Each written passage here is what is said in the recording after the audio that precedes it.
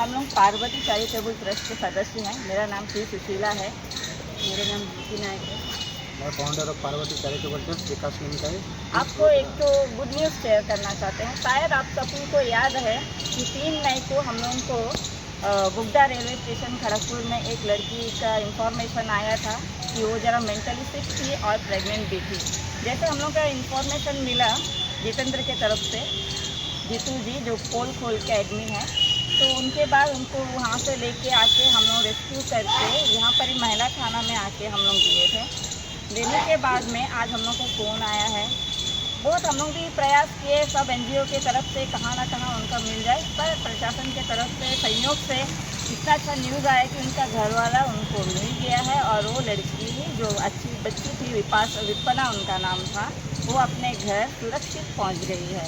ये सब आपसे शेयर करके बहुत खुशी मिली है। आप सबका सहयोग से और भगवान के दया से सब चीज़ बहुत अच्छा हुआ है। आप पार्वती चैरिटेबल ट्रस्ट के माध्यम और all women police station Kharagpur जो आईसी मैडम है प्रतिभा हल्दर, उनके बहुत सहयोग से आज वो बच्ची अपने घर जा पा रही है।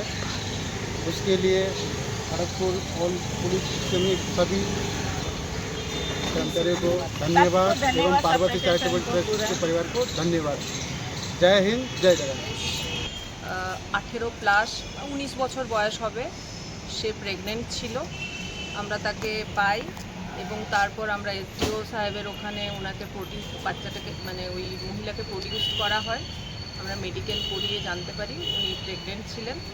তারপর আমরা এসডিও সাহেবের অর্ডারে ওনাকে খড়গপুরের প্রবুদ্ধ ভারতী শিশু তীর্থ যে হোম আছে ওখানে রাখা হয় এবং অ্যাজ পার অল কনসার্ন আমরা মেসেজও দেওয়া হয়।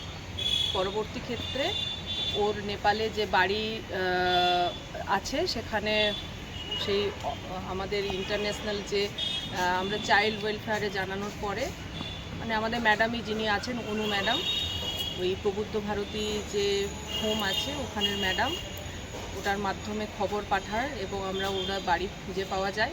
পরবর্তী ক্ষেত্রে আজকে ওই আমাদের যিনি প্রবুদ্ধ ভারতীর ম্যাডাম আছেন অ্যাজ পার অর্ডার উনি এবং আমাদের স্কট দিয়ে খড়গপুর মহিলা থানার স্কট দিয়ে আমরা ওকে কলকাতাতে ওখানে যে নেপাল কনসুলেট আছে ওখানে আমরা প্রডিউস করি।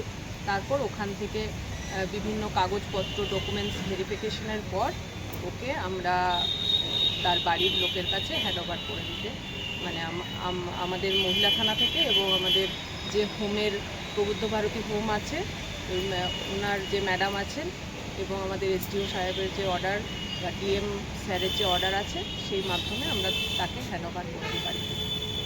ও সুস্থভাবে বাড়িতে গেছে।